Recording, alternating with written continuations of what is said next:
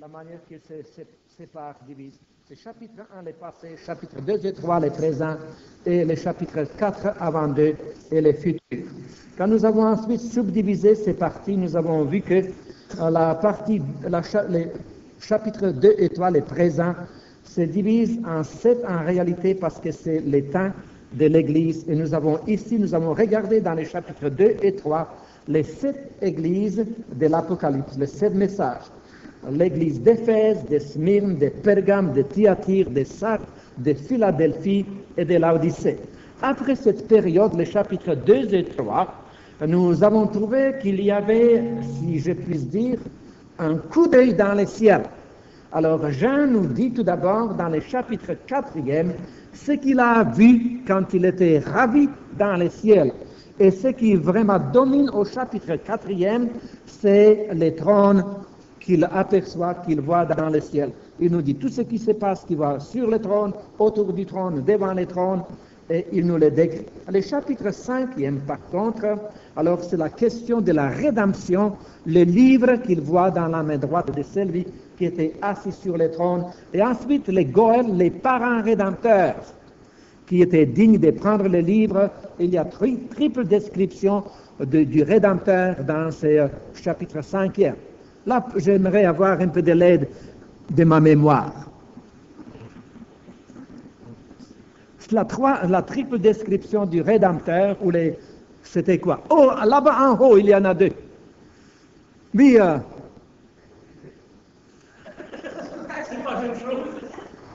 ils veulent que je mette cette patente là, puis pense.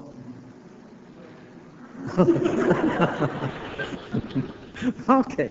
Alors, René. Pardon? Un proche parent. Ok. Il fallait qu'il soit un proche parent. Et quand il est décrit comme proche parent, il est décrit de quelle façon? Quel nom qu'il lui a? Pardon? Héritier? Non, ce n'est pas le nom qu'il lui est donné dans le chapitre 5e. Les rejetons de David. Les rejetons.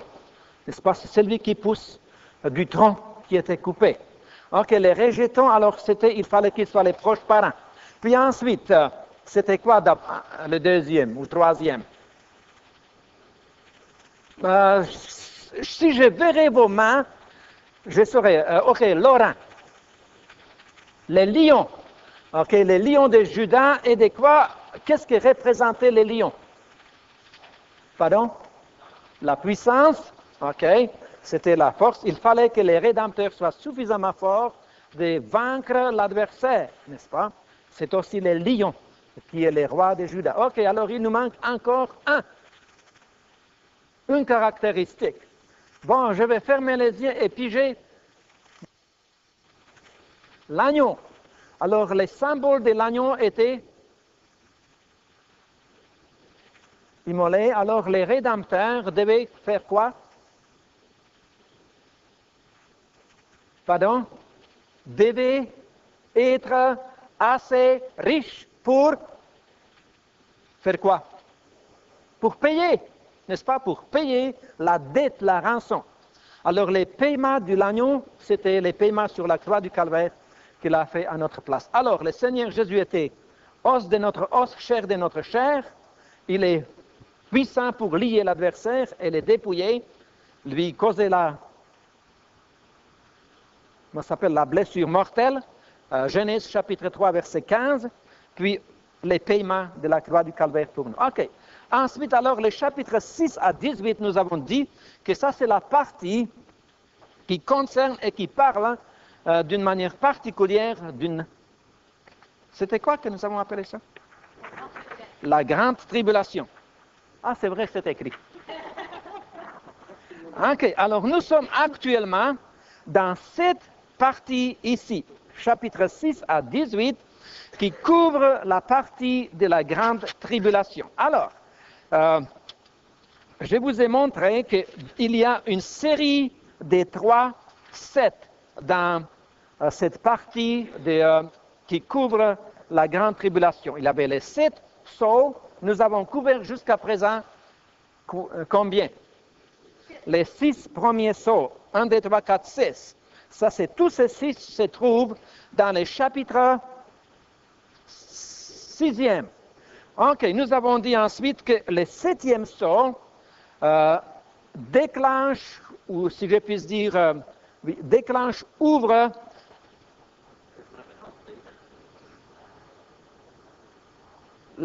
j'ai sauté cette partie par exprès.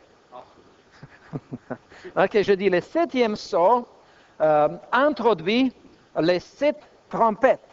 Et la 7e trompette introduit les 7 coupes des fléaux de Dieu. Nous avons dit par exemple également qu'entre les certaines trompettes ou certains sceaux, il y a des parenthèses. C'est ça que vous vouliez dire, n'est-ce pas, frère? Ok, alors, pour aider votre imagination et les faire un peu visuels, j'ai eu de l'aide aujourd'hui par notre nouvelle secrétaire, Manon Lagacé. Puis, alors, elle a rendu ça comme ça. Regardez, pour répondre. Alors, les 6 premiers sceaux, vous avez ici ce qui s'est passé avec l'ouverture de chacun des sceaux.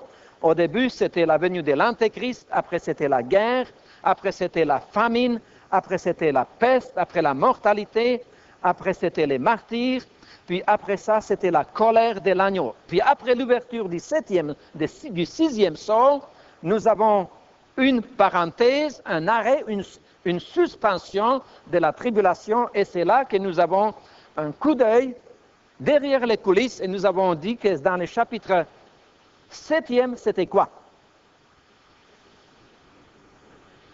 Pardon? Les 144 000 d'abord, puis la deuxième partie, c'était la multitude innombrable de ceux qui étaient rachetés, qui étaient sauvés pendant la grande tribulation. Alors, aujourd'hui, nous arrivons à l'ouverture du 7e sceau. Et l'ouverture du 7e sceau nous introduit une nouvelle série, c'est-à-dire la série des sons des différentes trompettes. OK?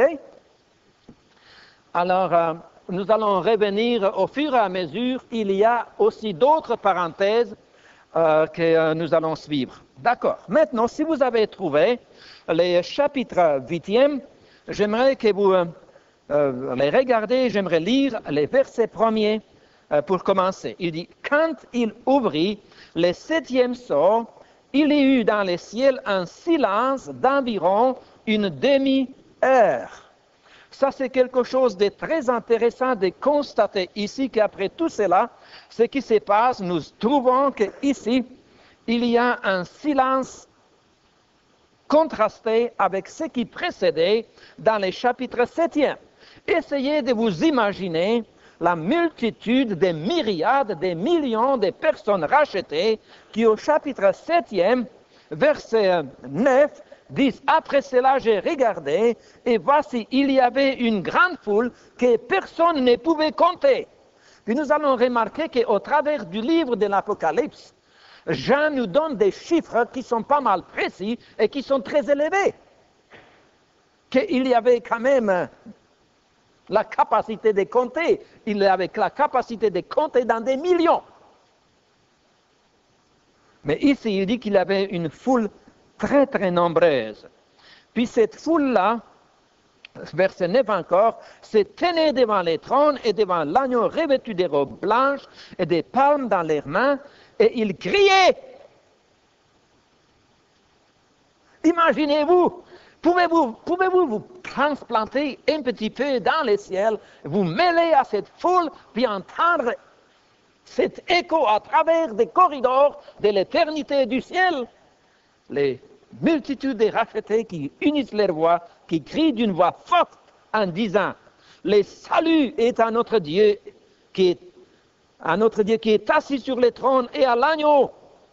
Puis non seulement ça, à cela se joignent maintenant les anges qui se tenaient autour du trône et des vieillards et des 4 êtres vivants, et ils se prosternent leur face devant le trône et ils adorent Dieu en disant Amen.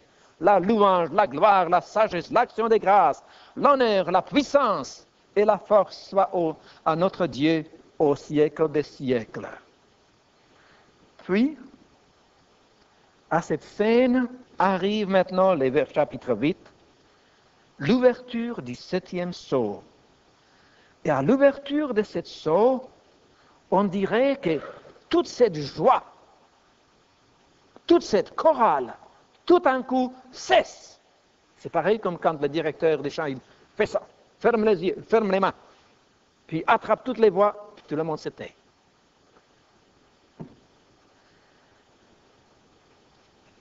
Ce qui suit, ou ce qu'il anticipe à l'ouverture de ce 7e sceau, les jugements qui s'apprêtent, qui s'en viennent. Le ciel entier reste dans la stupéfaction et en silence total. Je ne sais pas, je n'ai trouvé personne qui essayait de spéculer sur la durée du temps. Alors, disons, ça dit combien de temps? Demi-heure. Avez-vous déjà essayé d'avoir silence pendant 1 minute? Quand les enfants étaient à la maison, on était juste 8. Je vous assure que ce n'était pas comme ça, mais ça bourdonnait. Puis quand ça essayait d'un peu faire trop là, à un moment donné, je dis « Wop! Silence !» 1, 2, 3, 4.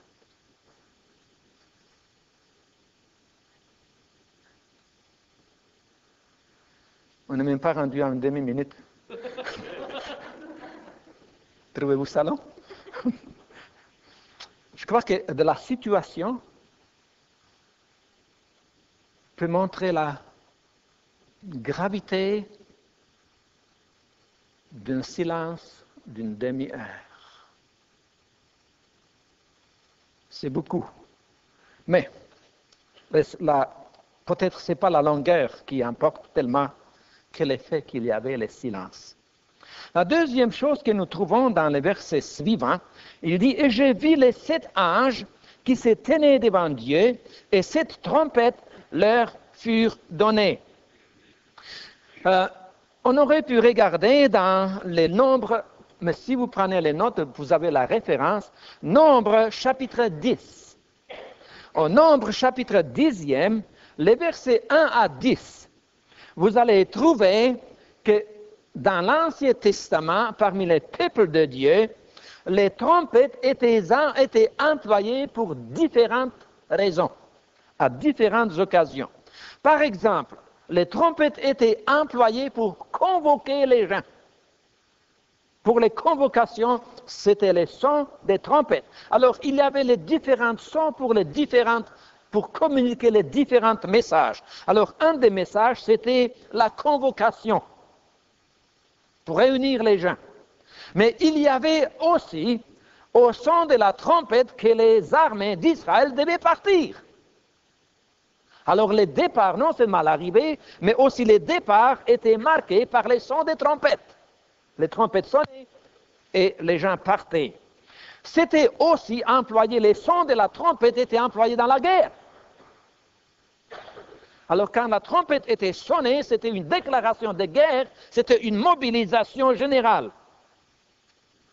Alors la trompette avait vraiment une très grande importance. D'ailleurs, quand nous avons habité à Dijon, c'était pas loin d'une caserne. Est-ce qu'on appelle ça ici, Thierry, comme ça, les casernes? Casernes. Oui, les baraques militaires. Puis tous les matins et tous les soirs, on entendait les sons de la trompette.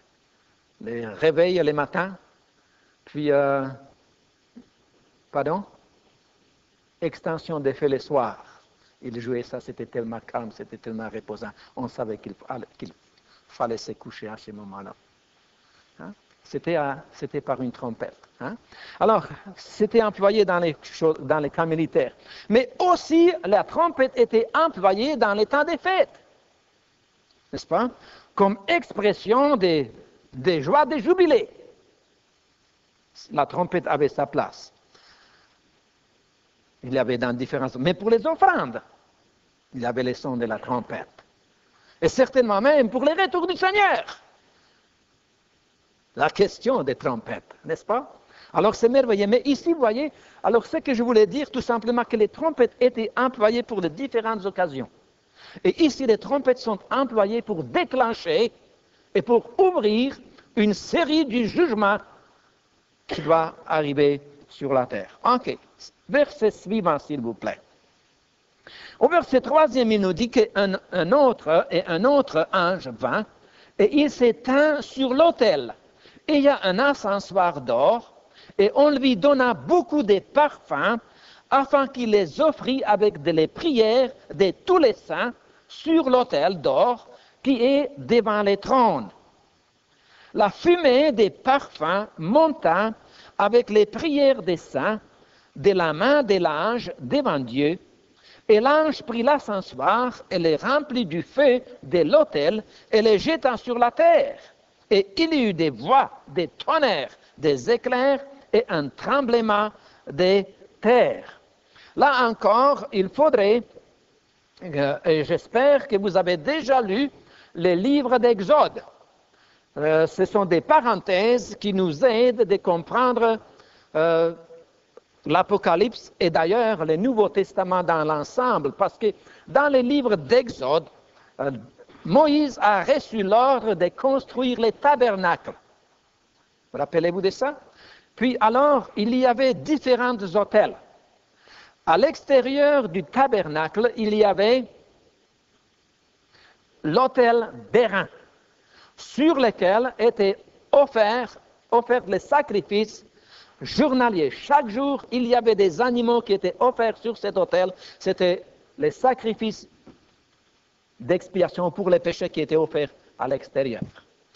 Ensuite, il y avait un cuve d'airain qui était là où les sacrificateurs devaient se laver avant d'entrer dans les tabernacles.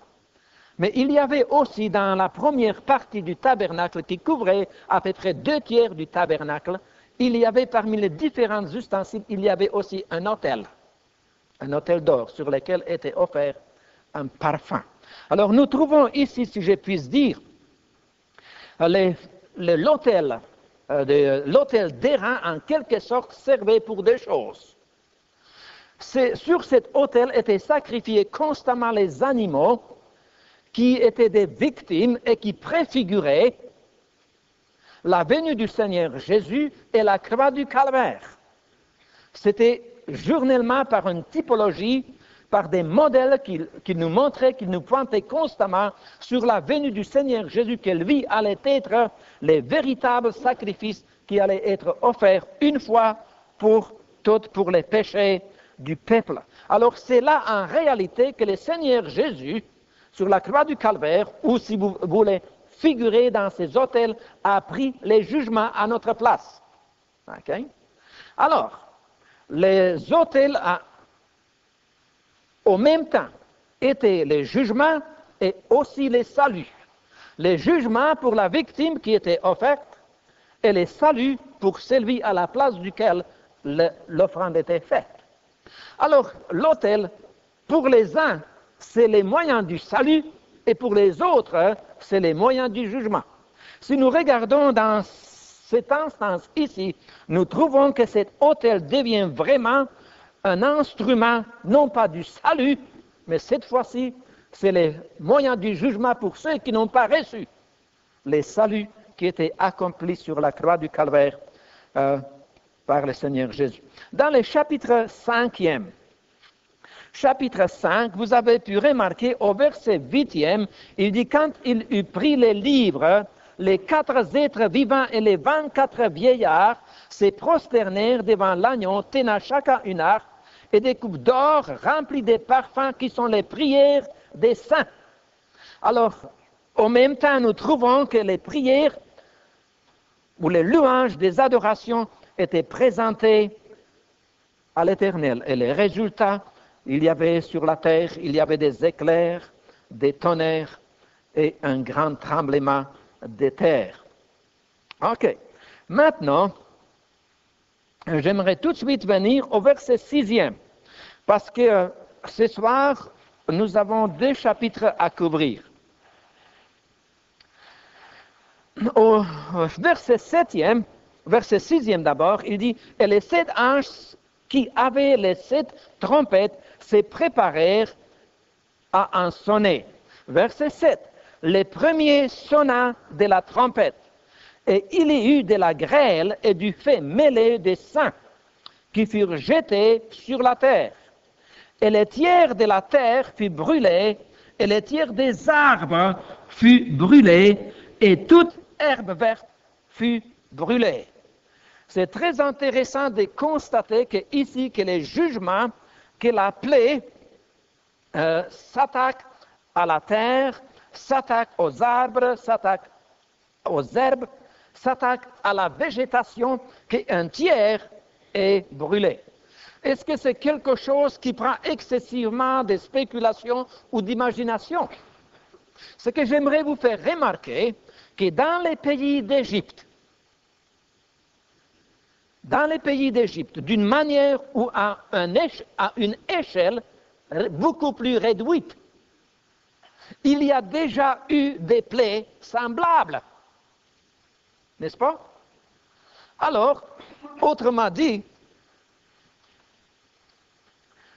je trouve souvent, surtout quand je suis en train de lire l'Ancien Testament, quand on lit l'Ancien Testament, on lit des prophéties, on se demande quelquefois, mais je me demande comment dans le monde aurait pu s'accomplir une telle et telle prophétie. Pour nous, c'est facile. C'est facile parce qu'on peut regarder dans le Nouveau Testament puis les voir comment ces prophéties se sont accomplies dans la personne du Seigneur Jésus. Mais essayez de ne pas savoir qu'est-ce que le Nouveau Testament dit. Je me pose quelquefois la question, comment ou quoi en réalité ces gens pouvaient voir et comprendre par ce qui était annoncé par les prophètes de l'Ancien Testament. L'apôtre Pierre nous dit qu'il en faisait des recherches et l'investigation parce qu'ils étaient curieux de savoir comment ça peut-il arriver ça. Hein? Mais si je regarde en arrière, vous savez, moi j'ai toujours cette tendance de prendre les choses telles qu'elles sont. Quand ça dit, ça va être ça, mais je dis, ça va être ça. Ce n'est pas impossible. Au contraire, c'est fort faisable dans la main de Dieu. Ok, je vais revenir à ça tout à l'heure. Mais j'aimerais vous faire remarquer qu'il dit ici qu'il y avait un tiers. Hein? Maintenant, ça je dis encore, c'est une spéculation de certaines personnes. Alors, certaines personnes vont spéculer et dire que c'est un tiers de la Palestine. N'est-ce pas? Que c'est juste alors cette partie-là. Je crois que le jugement est beaucoup plus étendu que juste la Palestine, n'est-ce pas? J'ai trouvé ça très intéressant. Avant de vraiment venir au chapitre 8e, nous recevons chez nous la petite revue qui s'appelle la Sélection. Puis, ils mettent assez des choses assez sérieuses là-dedans. Puis l'autre soir, quand je cherchais le sommeil, je me suis assis puis je lisais. Puis il y a ici un article qui est intitulé « Y aura-t-il un lendemain ?» Ah, je dis le titre est bien intriguant. Y aura-t-il un lendemain? Puis ensuite alors, l'écrivain il est en train de faire un reportage. Il se met en quelques années, quelques 30 années en avant de nous autres, puis il est en train de faire un reportage. Vous êtes en train de l'écouter à la télévision ou à votre radio. Et il y a des choses qu'il est en train de nous dire. Puis après, il dit, ça semble comme si on écouterait nos nouvelles, n'est-ce pas? Ça peut être des nouvelles d'il y a dans 30 ans, très facilement. Puis alors après, il ramène les recherches ou les difficultés, les problèmes auxquels nos scientifiques aujourd'hui font face en ce qui concerne la pollution dans le monde où nous vivons. Si je ne me trompe pas, je crois que M. Mulroney est à Washington aujourd'hui. Ça se peut-il? Puis si je ne me trompe pas, que l'un des sujets sur son agenda, la pluie acide, la pollution. Et si je ne me trompe pas, il parle de la pollution non seulement des eaux douces, mais qu'il y a aussi la question de la pollution dans la mer, des eaux salées. Il y en a beaucoup qui viennent avec. Mais j'ai trouvé ça très intéressant. Alors je l'ai lu, je l'ai relu, j'ai souligné des affaires, puis j'ai dit, peut-être que je devrais partager quelque chose là-dedans. Mais j'ai déjà partagé les titres. Puis savez-vous comment ça termine? Je vais partager moi ces deux choses-là. Ça termine qu'il dit que les professeurs Roland, ce qui était vraiment un de ces scientifiques-là, qui était aussi un joueur de basketball. Puis il dit, chaque fois qu'il y a des jeux comme nous avons eu dernièrement, où une équipe est éliminée pour l'année, pour la saison, savez-vous qu'est-ce qu'ils se disent quand ils sont en train de perdre le même soir qu'ils ont perdu la série? De quoi ils parlent? Oui, c'est qui a dit l'année prochaine? C'est ça, oui. Alors, commence tout de suite. Il y aura l'année prochaine. Savez-vous qu'est-ce qu'il dit? Peut-être dans le baseball, peut-être dans le football, peut-être dans le hockey. On peut dire, il y aura l'année prochaine. Mais il dit, termine. Je me demande s'il y aura l'année prochaine. Puis un autre de ces scientifiques qui avait la tâche de faire des recherches, il arrive à la maison un jour, puis sa femme lui dit, puis, comment était ta journée aujourd'hui? Il dit, ça a bien été, le travail était bien, on a fait pas mal de progrès, mais il dit, les résultats, c'est terrible. Tu sais quoi, les résultats de ce travail? C'est qu'il y aura une fin du monde. C'est ça qu'il a dit à sa femme. Les résultats de mes recherches, c'est qu'il y aura une fin du monde.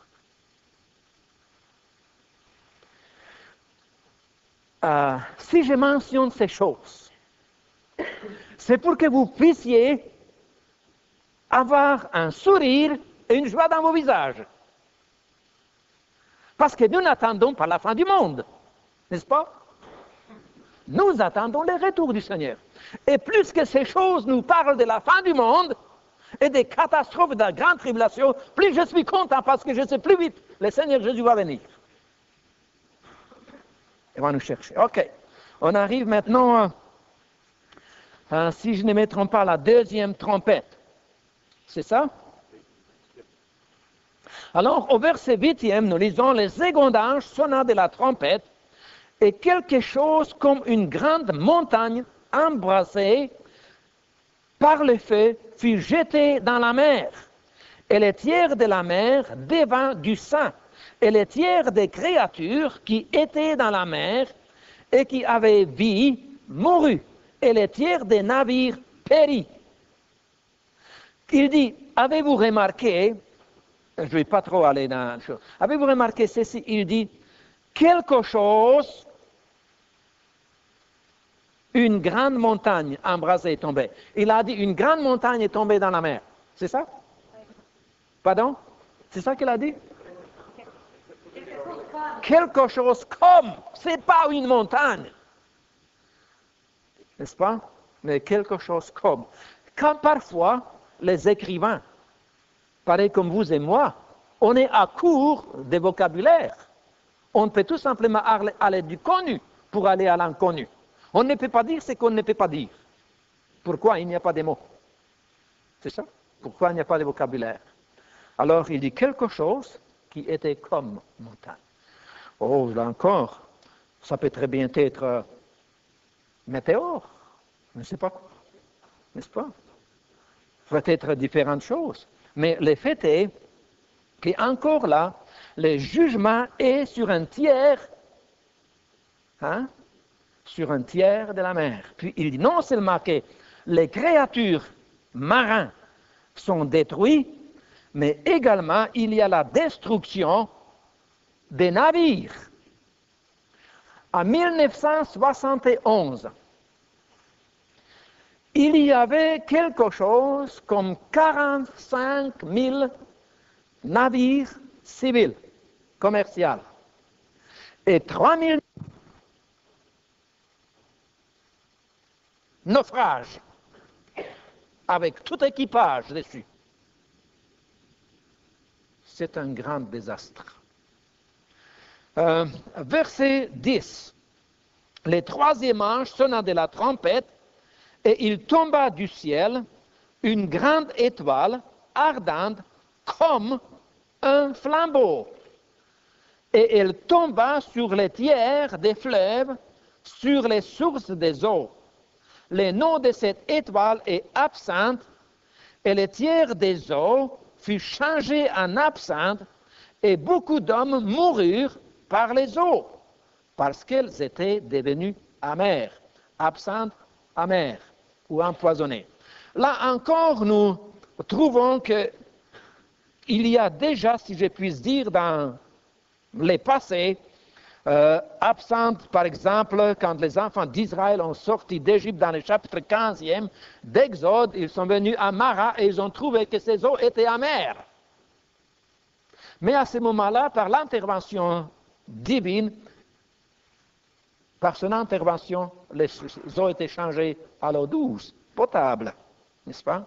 Mais ici, ça c'est juste un envers. Savez-vous qu'aujourd'hui, il y a toutes sortes d'armes chimiques capables d'empoisonner des eaux?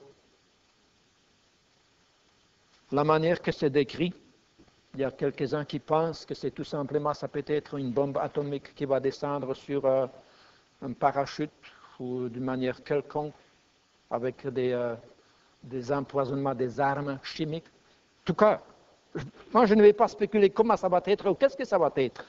La chose qui me frappe, c'est que c'est possible. Dans les temps où nous vivons, toutes ces choses sont tellement possibles et réalisables. Sans que ça prenne vraiment des gens pour écrire des romans sur des choses qui sont tellement lointaines. Ok, regardons maintenant le verset 12e. Il dit, le quatrième ange sonna de la trompette, et le tiers du soleil fut frappé, et le tiers de la lune, et le tiers des étoiles, afin que le tiers en fût obscurci, et que le jour perdit un tiers de sa clarté, et la nuit de même. J'ai regardé et j'entendis un aigle qui volait par les milliers du ciel, disait d'une voix forte, malheur, malheur, malheur aux habitants de la terre à cause des autres sons de la trompette des 3 anges qui vont sonner. Alors, les quatrièmes sons de la trompette s'attaquent au soleil, à la lune, aux étoiles, à la nuit et au jour. Alors, il est possible qu'au fond, ça va être la noirceur, les ténèbres. Mais il est aussi possible que ça va être un changement total des journées. Parce que si nous regardons dans l'Ancien Testament, nous trouvons qu'en effet, ces choses étaient données pour diriger, pour contrôler les cours des jours, des semaines, des mois, des années. Nous lisons dans Genèse, le chapitre 1er, au verset 14e. Voulez-vous tourner pour un instant? Nous ne vérifions pas beaucoup de ces références pour une très très simple raison, la raison du temps. Ok? Dieu dit, chapitre 1, verset 14, qu'il y ait des luminaires dans les étendues du ciel pour séparer les jours d'avec la nuit, que ce soit des signes pour marquer les époques, les jours et les années, et qu'ils servent de luminaires dans l'étendue du ciel pour éclairer la terre. Et vous voyez ces luminaires qui étaient donnés là pour être des signes. Puis nous trouvons dans l'Évangile selon saint Luc une référence qui nous dit que vraiment ce sont des signes. Luc chapitre 21, quand le Seigneur Jésus parle au verset 25 des choses à venir. Nous trouvons aussi dans Exode qu'il y avait aussi les luminaires étaient touchés. Ce qui est très intéressant aussi de constater, tournez maintenant à 2 Pierre, s'il vous plaît, 2 Pierre chapitre 3. 2 Pierre chapitre 3e.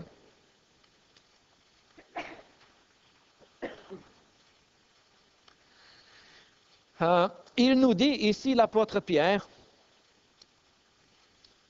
verset 3, il dit, sachant avant tout que dans les derniers jours, il viendra des moqueurs, avec leurs railleries, marchant selon leurs propres convoitises, et disant, où est la promesse de son avènement? Où est la promesse de son avènement? Car depuis que les pères sont morts, tout demeure comme dès le commencement de la création. Voyez, tout dans les systèmes solaires reste. Alors les gens disent, eh bien, c'est mort, vous parlez du retour, vous parlez des choses. Eh bien, en arrivant au son de la 4e trompette, ils ne pourront plus dire que les choses demeurent sans changement, sans être affectées. Alors, si nous appliquons encore le même principe comme nous avons dit tout à l'heure, la journée peut très facilement être raccourcie à 16 heures. 16 heures plutôt, de 24 heures à 16 heures. OK. Nous arrivons maintenant, si je suis bien ma Bible, au chapitre 9e, ça se peut-il? Alors au verset 13e, maintenant c'est cet ange qui crie, qui vraiment annonce des malheurs, malheurs, malheurs. C'est terrible ce qui va venir. Au chapitre 9e, l'ouverture du 5e, pas l'ouverture, les sons de la 5e trompette. Le 5e ange sonna de la trompette et j'ai vu une étoile qui était tombée du ciel sur la terre.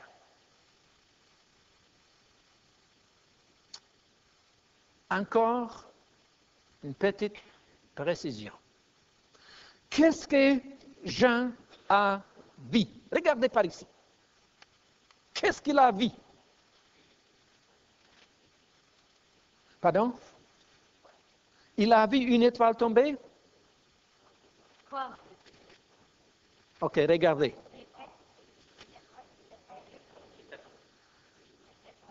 Ok. Alors, il ne voyait pas une étoile tomber. Il voyait une étoile qui était tombée. C'est pas mal différent. C'est pas mal différent. Là, j'ai un peu de difficulté parce que la difficulté, c'est qu'en réalité, j'aurais déjà dû arrêter. J'aurais déjà dû arrêter, puis le chapitre 9e, c'est juste les premiers versets.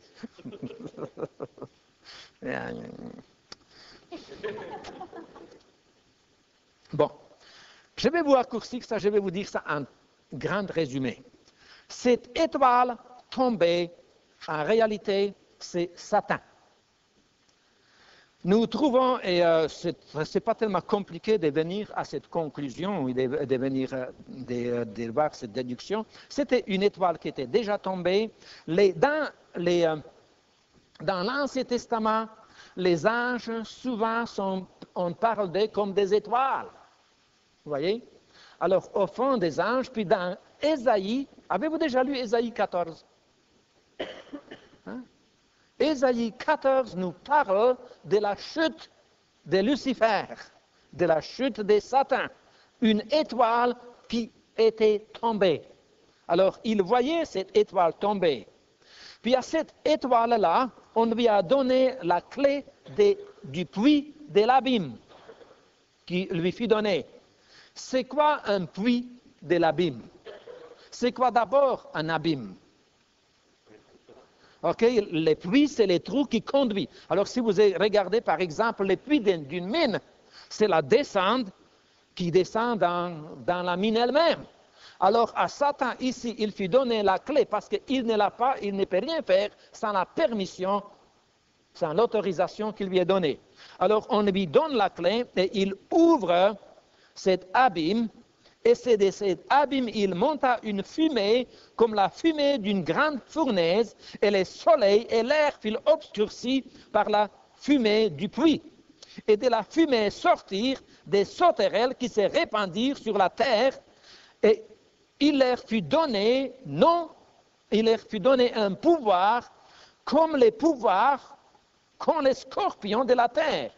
Et il leur fut dit de ne pas faire le mal à l'herbe et à la terre, ni à aucune verdure, ni à aucun arbre, mais seulement aux hommes qui n'avaient pas les sceaux de Dieu sur leur front. Il leur fut donné non de les tuer, mais de les tourmenter pendant 5 mois, et les tourments qu'elles causaient étaient comme les tourments que causent les scorpions quand ils piquent un homme. En ces jours-là, les hommes chercheront la mort, et ils ne la trouveront point. Ils désireront de mourir, et la mort fuira loin d'eux. En simple terme, à ce moment-là, à l'ouverture, ou au son du 5e trompette, Satan va recevoir le pouvoir d'ouvrir l'enfer et faire sortir les démons qui sont enchaînés et qui vont se répandre sur la terre et troubler des hommes, des femmes. Imaginez-vous une terre aussi troublée qu'elle est déjà, une population aussi misérable que nous sommes, sans paix, sans joie. Hein?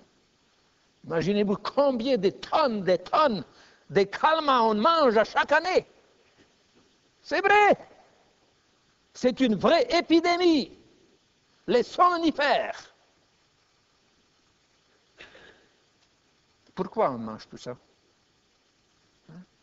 Puis ici, la possession démoniaque. Quelle catastrophe. Si je n'étais pas un enfant de Dieu, j'aurais pu avoir des frissons sur mon dos. Je ne sais pas si vous avez déjà eu des contacts ou si vous avez déjà eu affaire avec des personnes qui ont des relations avec des puissances des ténèbres. Ne cherchez pas. Ne cherchez pas. Parce que c'est vraiment un monde, le monde diabolique est un monde réel, est un monde extrêmement, je crois, épeurant. J'ai eu affaire avec plusieurs reprises avec des personnes qui en étaient mêlées. Puis c'est épeurant. Savez-vous qu'est-ce qui est merveilleux même dans ces passages ici? Avez-vous remarqué quelque chose sur ceux qui appartiennent à Jésus-Christ? Avez-vous remarqué ça? Ils étaient marqués, puis l'adversaire ne pouvait pas les toucher. Alors souvent peut-être que même maintenant, vous posez-vous des questions. Est-ce qu'un enfant de Dieu peut être possédé par les démons? Non! Parce que le Saint-Esprit habite dans son cœur. Et le Saint-Esprit, Jésus-Christ, ne partage pas son loyer avec des démons. N'habite pas dans la même maison. C'est merveilleux. Alors vous voyez, au milieu de la terreur, c'est un merveilleux message pour les enfants de Dieu. Nous sommes cachés dans les creux de sa main.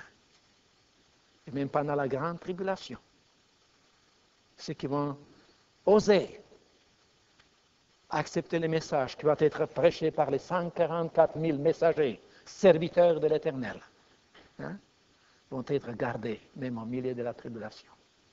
Ça, c'est vraiment merveilleux. OK. Alors, ça continue comme ça.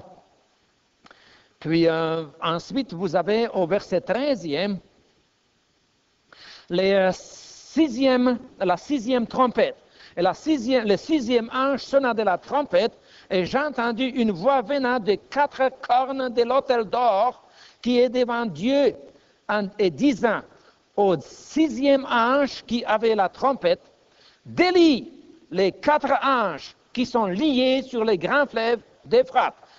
Parenthèse, les anges fidèles et divins ne sont pas enchaînés. Les anges de Dieu ne sont pas liés. Les anges qui sont liés, ce n'est pas des bons anges. Alors il leur a dit de le laisser aller, n'est-ce pas? Et ils étaient fixés, n'est-ce pas? Ils étaient fixés prêts pour l'heure, les jours, les mois et l'année, furent déliés afin qu'ils tuassent un tiers des hommes. Un tiers des hommes. Si vous calculez tout ça, ça arrive à un chiffre terrible. Je crois que nous avons dit la dernière fois que s'il y a 6 milliards de personnes, il y avait un quart qui était tué. Un quart, ça fait combien? Un quart de 6. C'est ça? 1,5 milliard. Alors si on enlève 1,5 de 6, ça nous reste combien? 4,5. Puis si on enlève un tiers des 4,5, ça fait encore 1,5. Alors ça vient en réalité que la moitié de la population des habitants de la Terre vont exterminer pendant cette période-là. C'est ça? Alors il dit le nombre des cavaliers, l'armée, était de 2 myriades de myriades, et j'entendis les nombres. Il dit, j'ai bien entendu les chiffres. 200 millions. Et ainsi j'ai vu les chevaux dans la vision, et ceux qui les montaient ayant des cuirasses couleur de feu, rouge, d'hyacinthe et de soufre. Puis après, il nous décrit ces chevaux. Les têtes des chevaux étaient comme des têtes de lions, et de leur bouche, il sortait du feu, de la fumée et du soufre. À ce moment-là, ils n'avaient pas de canon, ni Katusha, ni Stalinorg. Je me demande comment Jean aurait pu parler des instruments comme nous avons dans la dernière guerre mondiale, par exemple. Il y a plusieurs qui sont dans l'armée ici. Avez-vous déjà vu une Katusha? Comme je dis, les Stalinorg? C'est ça.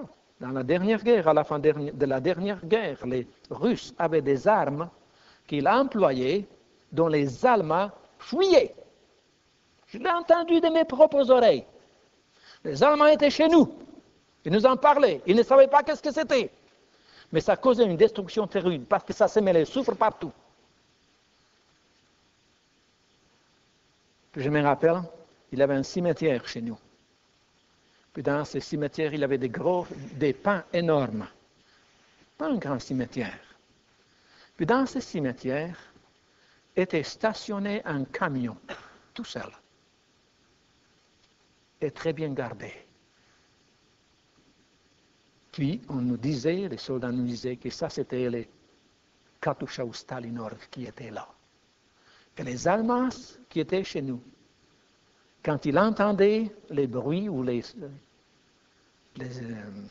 sons de cette arme, ils ont laissé leurs armes et ils ont fui. Quand les Russes ne pouvaient pas percer un front, ils amenaient cette patente-là, puis ils s'en servaient pour une demi-heure, puis les fronts étaient coupés.